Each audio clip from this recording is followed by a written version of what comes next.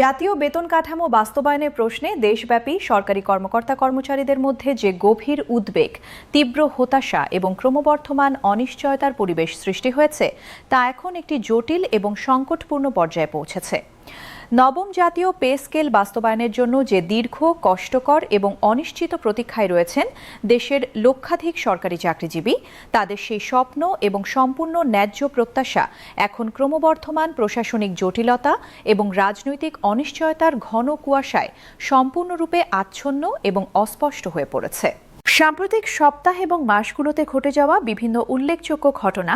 সরকারি মহল এবং নীতি নির্ধারণী পর্যায় থেকে আসা বিভিন্ন ইঙ্গিত এবং সংকেত, এবং বিশেষভাবে অর্থ মন্ত্রণালয়ের শীর্ষস্থানীয় কর্মকর্তাদের প্রকাশ্য এবং বারংবার পুনরাবৃত্ত করা বক্তব্য সূক্ষ্মভাবে বিশ্লেষণ এবং গভীরভাবে পর্যালোচনা করলে এটি অত্যন্ত স্পষ্ট এবং নিঃসন্দেহভাবে প্রতীয়মান হয় যে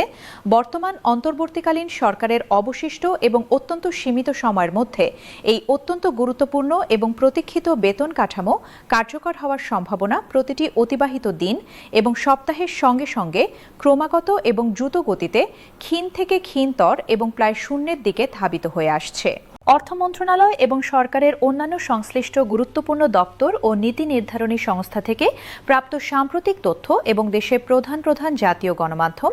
প্রভাবশালী সংবাদপত্র এবং টেলিভিশন চ্যানেলে প্রকাশিত এবং প্রচারিত বিভিন্ন অনুসন্ধানী এবং বিশ্লেষণাত্মক প্রতিবেদন অনুযায়ী চলমান সরকারের অবশিষ্ট মেয়াদের মধ্যে নবম বেতন স্কেল আনুষ্ঠানিকভাবে গেজেট আকারে চূড়ান্তভাবে প্রকাশিত হওয়ার বিষয়ে অর্থ মন্ত্রণালয়ের অভ্যন্তরে এবং উপদেষ্টা পরিষদে উচ্চ এবং সিদ্ধান্ত গ্রহণকারী পর্যায়ে প্রবল সংশয়, গভীর দ্বিধাদ্বন্দ্ব এবং স্পষ্ট সিদ্ধান্তহীনতা বিদ্যমান রয়েছে বলে একাধিক নির্ভরযোগ্য এবং সংশ্লিষ্ট সূত্রে নিশ্চিতভাবে জানা গেছে। এই ক্রমবর্ধমান এবং দীর্ঘায়িত অনিশ্চয়তা এবং প্রশাসনিক জড়তা ও নিষ্ক্রিয়তার বিরুদ্ধে সোচ্চার এবং দৃঢ় প্রতিবাদ জানাতে এবং তাদের দীর্ঘদিনের ন্যায্য এবং সম্পূর্ণ বৈধ দাবি কার্যকরভাবে এবং শক্তিশালীভাবে আদায়ের দৃঢ় লক্ষ্যে দেশব্যাপী বিভিন্ন সরকারি কর্মচারী সংগঠন এবং পেশাজীবী ফোরাম সম্মিলিতভাবে এবং ঐক্যবদ্ধভাবে আগামী 2 জানুয়ারি শুক্রবার সারা দেশের সকল জেলা, উপজেলা, সদর এবং গুরুত্বপূর্ণ প্রশাসনিক কেন্দ্রে একযোগে এবং সমন্বিতভাবে প্রতীকী অনশন কর্মসূচি পালন করার দৃঢ়, চূড়ান্ত এবং অটল সিদ্ধান্ত গ্রহণ করেছে এবং আনুষ্ঠানিকভাবে ঘোষণা করেছে। এই শান্তিপূর্ণ কিন্তু অত্যন্ত তাৎপর্যপূর্ণ এবং প্রতীকী কর্মসূচির মাধ্যমে কর্মচারীরা তাদের দীর্ঘদিনের বঞ্চনা, ক্রমবর্ধমান হতাশা এবং মৌলিক অধিকারের প্রতি সরকারের সর্বোচ্চ নীতি নির্ধারণী মহল এবং প্রধান উপদেষ্টার জরুরি এবং গুরুত্বপূর্ণ দৃষ্টি আকর্ষণ করার এবং তাদের সমস্যার প্রতি সংবেদনশীল হতে উদ্বুদ্ধ করার একটি সর্বশেষ এবং শান্তিপূর্ণ প্রচেষ্টা চালাতে যাচ্ছেন। নবম জাতীয় বেতন কমিশন গঠন এবং এর পরবর্তী কার্যক্রম সংক্রান্ত সম্পূর্ণ সময়রেখা এবং ঘটনাপ্রবাহ সূক্ষ্মভাবে এবং বিস্তারিতভাবে পর্যালোচনা করলে একটি অত্যন্ত হতাশাজনক, উদ্বেগব্যঞ্জক এবং প্রায় হতাশাপূর্ণ চিত্র স্পষ্ট হয়ে ওঠে। গত জুলাই মাসে নবম জাতীয় বেতন কমিশন সরকার কর্তৃক আনুষ্ঠানিকভাবে এবং বিধিবদ্ধভাবে গঠিত হয়েছিল এবং কমিশনকে মাত্র 6 মাসের একটি অত্যন্ত সুনির্দিষ্ট, কঠোর এবং সীমিত সময়সীমার মধ্যে তাদের ব্যাপক, বিস্তৃত এবং বিস্তারিত সুপারিশমালা প্রণয়ন করে সরকারের কাছে আনুষ্ঠানিকভাবে এবং চূড়ান্তভাবে জমা দেওয়ার স্পষ্ট লিখিত দায়িত্ব এবং সুস্পষ্ট নির্দেশনা প্রদান করা হয়েছিল এবং এই বিষয়ে কোনো অস্পষ্টতা ছিল না। কিন্তু অত্যন্ত দুর্ভাগ্যজনক এবং গভীরভাবে হতাশাব্যঞ্জক বিষয় হল সেই আনুষ্ঠানিকভাবে নির্ধারিত এবং বাধ্যতামূলক সময়সীমা ইতিমধ্যে সম্পূর্ণরূপে এবং উল্লেখযোগ্যভাবে অতিক্রান্ত হয়েছে। অথচ কমিশনের চূড়ান্ত, পূর্ণাঙ্গ এবং অনুমোদিত প্রতিবেদন এখনও সরকারের সংশ্লিষ্ট দপ্তরের নিকট আনুষ্ঠানিকভাবে এবং চূড়ান্তভাবে পৌঁছায়নি বলে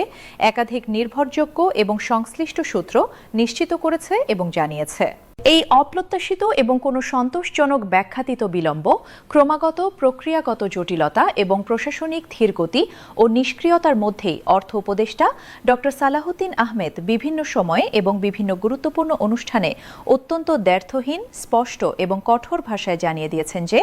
নতুন বেতন কাঠামোর মতো একটি সুদূরপ্রসারী, প্রভাব বিস্তারকারী, ব্যাপক আর্থিক প্রতিশ্রুতি সম্বলিত এবং জাতীয় বাজেটে দীর্ঘমেয়াদী এবং ব্যাপক প্রভাব সৃষ্টিকারী একটি বৃহৎ এবং জটিল জাতীয় সিদ্ধান্ত গ্রহণের দায়িত্ব এবং সাংবিধানিক ক্ষমতা এটি একটি অন্তর্বর্তীকালীন এবং অনির্বাচিত সরকারের নয়, বরং তা পরবর্তী স্বচ্ছ গণতান্ত্রিক প্রক্রিয়ার মাধ্যমে জনগণের প্রত্যক্ষ ভোটে নির্বাচিত জনপ্রতিনিধিত্বমূলক সরকারের হাতেই ন্যস্ত থাকা সাংবিধানিক, নৈতিক এবং রাজনৈতিকভাবে সমীচীন এবং যুক্তিসঙ্গত হবে এবং এই অবস্থান থেকে সরে আসার কোনো ইচ্ছা তার নেই। অর্থ উপদেষ্টা ডক্টর সালাহউদ্দিন আহমেদ তার বিভিন্ন প্রকাশ্য বক্তব্য, মিডিয়ার সঙ্গে বিস্তারিত সাক্ষাৎকার এবং আলোচনায় এবং বিভিন্ন অফিসিয়াল এবং সরকারি অনুষ্ঠানে বারংবার এই অত্যন্ত গুরুত্বপূর্ণ এবং মৌলিক বিষয়টি অত্যন্ত জোরালোভাবে এবং দ্ব্যর্থহীন ভাষায় স্পষ্ট করেছেন এবং পুনর্ব্যক্ত করেছেন যে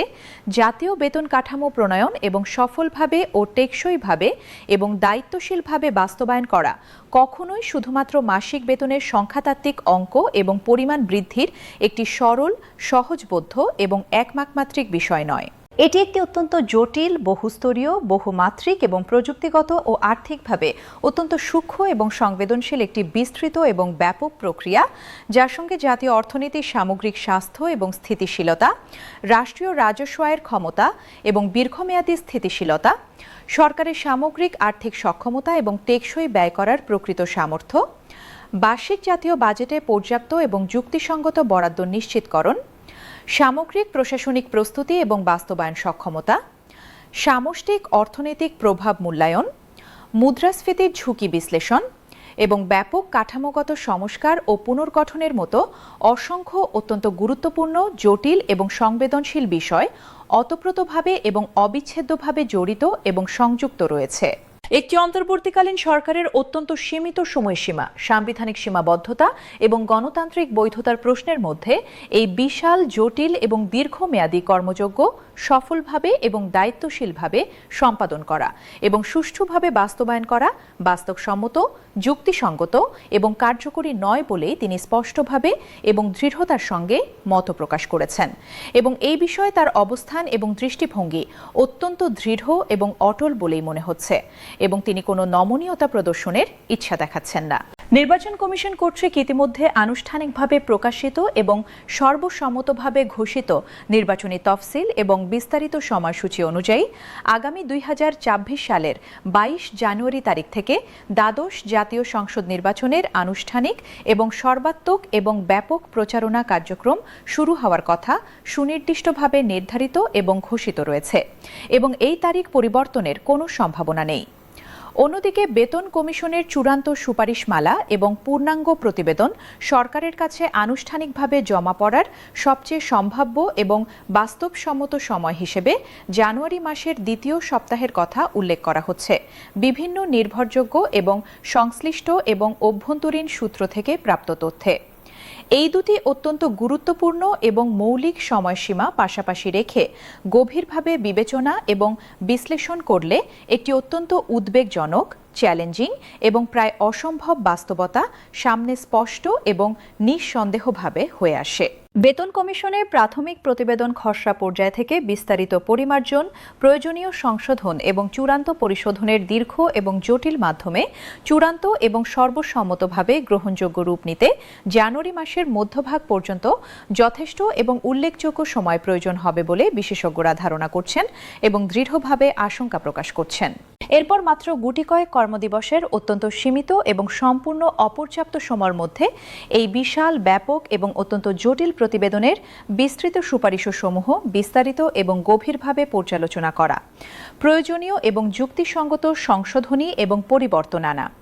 বিভিন্ন সংশ্লিষ্ট মন্ত্রণালয় এবং বিভাগের বিশেষজ্ঞ এবং প্রযুক্তিগত মতামত সংগ্রহ করা, মন্ত্রিসভা বা উপদেষ্টা পরিষদের পূর্ণাঙ্গ বৈঠকে আনুষ্ঠানিকভাবে উপস্থাপন এবং সর্বসম্মত অনুমোদন গ্রহণ করা, আইনি এবং সাংবিধানিক পর্যালোচনা সম্পন্ন করা, আর্থিক প্রভাব বিশ্লেষণ করা এবং সর্বশেষ আনুষ্ঠানিক গেজেট আকারে প্রকাশ এবং কার্যকর করা কার্যত প্রায় অসম্ভব, সম্পূর্ণ অবাস্তব এবং অযৌক্তিক একটি কাজ বলেই দৃঢ়ভাবে এবং নিঃসন্দেহে মনে করছেন দেশের প্রশাসনিক বিশেষজ্ঞ, অভিজ্ঞ এবং প্রবীণ আমলা এবং সুপরিচিত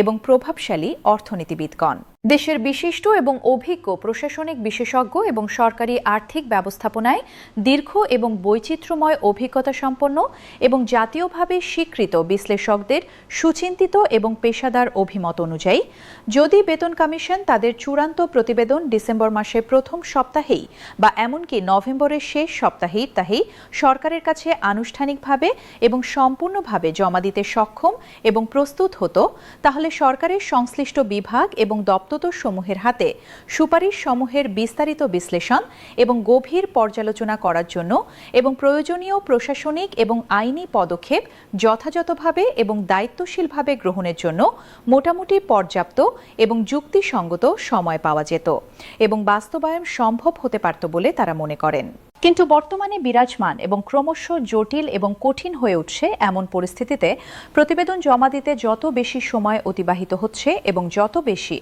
অপ্রত্যাশিত এবং অব্যাখ্যাত বিলম্ব ঘটছে, গেজেট প্রকাশের বাস্তব এবং কার্যকরী সম্ভাবনা তত দ্রুততার সঙ্গে এবং তীব্রভাবে হ্রাস পাচ্ছে এবং সমগ্র বিষয়টি অনিশ্চয়তা এবং গভীর হতাশার অন্ধকার অতলে চিরতরে তলিয়ে যাওয়ার এবং সম্পূর্ণভাবে বিস্মৃত হওয়া।